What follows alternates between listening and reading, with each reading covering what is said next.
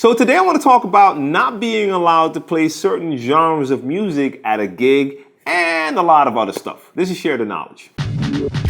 For the last 22 years, I've been rocking stages, playing in clubs, and having a lot of fun as a DJ and turntablist, and I've seen and learned a lot.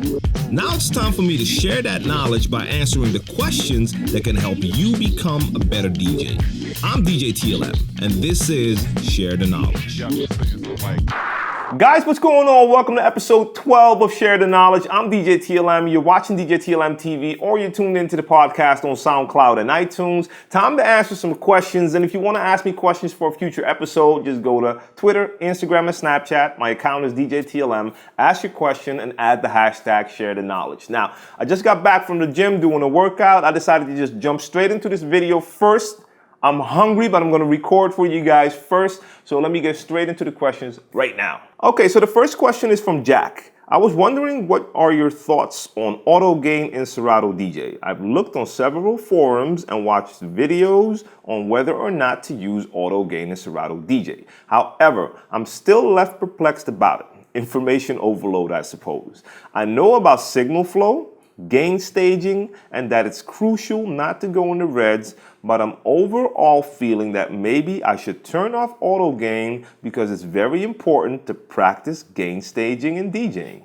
Auto gain too easy? Is auto gain too easy? Well, no, not really. Let me just tell you why. First of all, yes, you can turn it off for practice purposes if you want to. It's a nice feature to have inside Serato DJ, but it's not something that can really control the volume of what you're putting out, of what's coming out of the mixer, because it only controls what Serato DJ does, but it still goes through the mixer when you're playing in that club or wherever you're playing. So you can have auto gain on, but if you're messing up with the trim, with the gain on your mixer, you can still go into the reds and really mess everything up. So you still have to control and keep a check on your volume, on your signal output and everything. So I don't know if it's too easy. If you want to turn it off, turn it off. You can also turn it on, but you still have to keep your eyes on those VU meters and watch what's happening on the mixer. Then I have a question from DJ. That's all it says, DJ. And the question is simple. What is the best and worst website for DJ music? Now, I assume that you're talking about DJ pools. I mean, they're not the only source where you can find music. There's a lot of blogs that also offer music, but most of the times that is not legal when it comes to DJ pools. That is a legal way to get music. And otherwise, of course, you have your platforms like Beatport and iTunes where you can get music as well. But there is no best and there is no worst. And the reason is simple. That's because everyone has different needs. So what could be a perfectly good DJ pool for me might not offer the type of music that you're looking for, so it would not be perfect for you.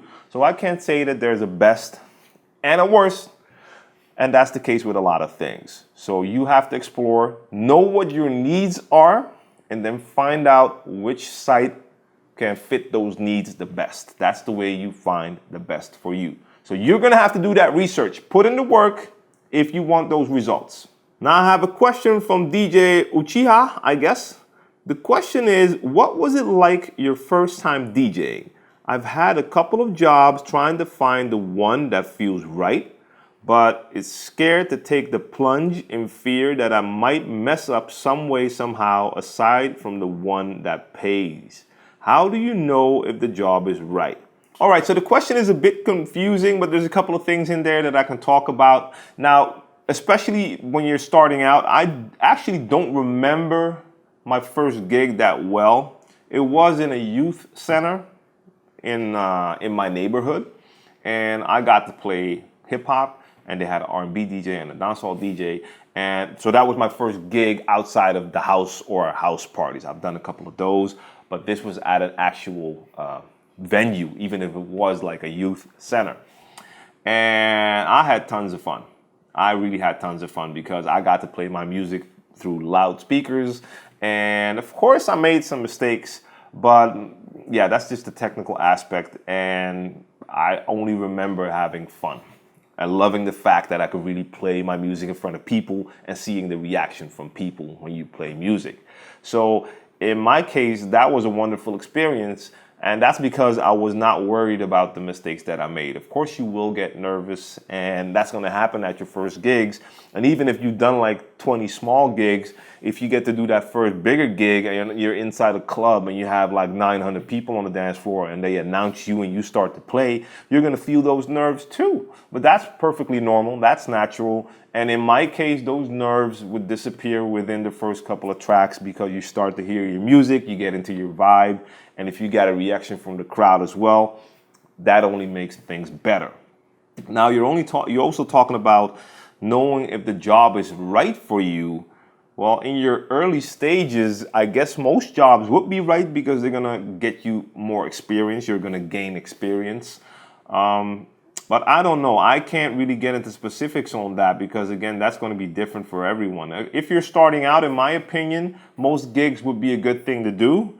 And money is of less importance in that beginning stage. It's not about getting paid. It's about getting that experience. Now, of course, if you can make a little money on the side, that's good as well, because I started out and my first gig actually did make me money, but not a lot of money. But the next day I was able to go to the record store and buy at least 1 or 2 new records. So that made me even more happy and excited that I was able to actually buy music by playing music.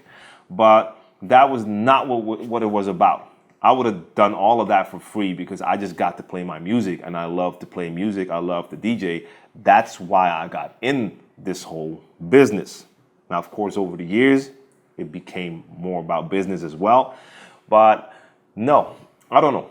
I really can't help you out because you're not mentioning specific gigs either, but I would take as many gigs as you can. I guess that's my answer. Then I have a question from Willie. I've been DJing for a few years with a couple of co-workers. We recently picked up an additional DJ. He's been with us for a few months now, and recently our boss man has restricted him at a gig for playing his favorite genre of music. To me, that is unacceptable, as a DJ needs to have freedom of expression. How do you feel about music restrictions placed on DJs by people or venues? If the DJ is not feeling it, then it shows. That's how I see it. So Willie, I feel that I have to disagree a little bit. Let me explain. Now, first of all, when you're saying that your boss man restricted him at a gig for playing his favorite music, was that because that was not supposed to be played at that particular party? But I don't know about that specific situation. But when it comes to restrictions from a venue or from the client who's hiring you, I feel that that's totally acceptable. So let me explain. If the scenario was that you're being booked and they want you to play music you don't like, I understand where you're coming from. Because if you're going to play music you don't like, then it's probably going to show. At least for me, that's the case. It will probably be the same for you. For some people, it's no problem, and they can play whatever, and it doesn't matter if they like it or not. But in that case, I would decline if someone says you have to play here and you have to play all these genres you don't like. So in that case, I would say no. In this case, if you're being booked for a gig, now, of course, you have your own style and you have the music that you play. Now, they're probably approaching you because of the music that you play. But for instance, if someone would book me for a party and they know my background, but they're telling me, look, at this event, we actually only want R&B. We want you to play R&B. You can play new R&B, older R&B. You can play a couple of hip hop tracks, but no more than like 5%, and it has to be like 95% R&B. And don't add stuff like dancehall or whatever. Keep it R&B. I would have no problem with that if that is the concept of the event, because I love to play R&B, so I'm still playing music I like. So there's no issue for me there. So of course, I like hip hop, I like dancehall and all that stuff, but if this is a party where I get to play R&B, then I can go even deeper into the R&B. So I definitely don't see a problem with that. The client has certain wishes. If you choose to only take gigs where you can do exactly what you want because you feel that as a DJ you have that freedom of expression, then that's up to you. I feel even if I only get to play R&B at that gig, I can still show expression within the genres that are allowed to be played at that event. So it is up to you.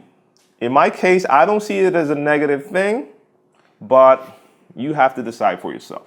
Now, Willie also had a second question, so I'm just going to add that right now. In our small DJ company, they have a nice mix of personalities. Although I'm loyal, many people come up and comment that I should go out on my own. I could make more money and not be limited to small events the company is doing. I want to be loyal, but I want to expand also. How should I handle this? Now, first of all, who are the people that are telling you that you would be better off on your own? Are these people that are actually in the industry? Are these people offering you better gigs? Because that's important. Because if it's just your friends who probably have no idea about what the whole music business is about or the DJ business is about, is it because they don't like the numbers that they're hearing and they would expect that it should be more money that you should be making? Or that they see the little gigs and they've seen the big DJs on TV and they feel that you should be doing those type of gigs? Because that's important, because if it's people that really don't have a clear understanding of the whole DJ scene and what's happening in your area, then I don't know if it's too good of an idea to really listen to those people. Now, of course, if you're only doing small events, I can imagine that you would want to expand and do bigger gigs. It all depends on what your deal is with the DJ company. Is it exclusive? Did you guys all agree that you would only take gigs within that company? How does the company work? What's the structure? Is it a partnership or is it a company? Are they a booking agency actually booking you? How does it work? Because if it's not exclusive, then you should be able to also make an agreement that says that you do gigs with them, but that you also do your own gigs as well. So that really depends on what the situation is. So it's real hard for me to answer. And it could also be a good idea to communicate that wish to expand to your colleagues within your DJ company, because you might not be the only one that would want to do bigger things. So maybe you guys need to get together and see how you can get the bigger gigs. So that's also of importance. So I don't know how it works within your company. Is it a booking and that it's always all of you, or is it that one time it's one DJ, the next time it's a different DJ from the company? So it all depends on how that works. But communication, once again, is key. See if the other guys feel the same. Are you exclusively signed, or can you do your own things as well? Because then you need to communicate that you also want to do that. So communication, that is the most important thing right now. That's all I can really say about it without knowing more details. So I hope that helps you out, and start talking. Now I have a question from Constantine. And the question is, what do you think, how much scratching, effects, and so on is acceptable for a normal club? If you have the professionals like SK, the crowd knows about that because of promotion. Of course, you can't scratch the whole gig if you do an 8-hour gig. So what can you say about it? I'm a DJ and I'm also a turntablist. I love turntablism, scratching, beat juggling, beat cutting, and all that stuff. And I knew from the very beginning that in a club, I needed to be subtle with the amount of turntablism that I wanted to add. And that is actually my style. I play at clubs, I play the club style, but I add a little bit of turntablism because that's my strength. And a lot of DJs here don't have that. So that's my plus. And even if like most of the crowd doesn't even notice it, or they just notice it real quick and don't even think about it, it is something that I have to offer, and I offer it in a way that it's not annoying, because I've seen turntablists that wanted to make the switch to club gigs, and they got to do gigs and they were cutting and scratching every song. They had to do some scratches every song. They had to do a little bit of backspinning, and that doesn't work in a club. That only works if you're doing a DJ showcase and the crowd is watching you and it gets announced, and then you can go all out. Or if it's promoted that way, that you're getting a DJ like SK83, then of course, if the people come for that DJ, then they know that they're going to get more turntablism. But even with SK83, when he's playing in a club, it's not like he's scratching the whole set long. He's there to build a party and rock a party. He's just adding scratches and samples and stuff like that. So moderation definitely is key. And the same goes for when the CDJs first arrived on the scene and they had the loop function on there, and all DJs started to use the loop function and the cue, the hot cues, and they were queuing like crazy, looping everything, making the loop shorter, and everyone was doing the same tricks, but a lot of DJs were doing it way too much. So again, also with that, moderation is key. You need to make sure that it's a nice little addition to rocking the party.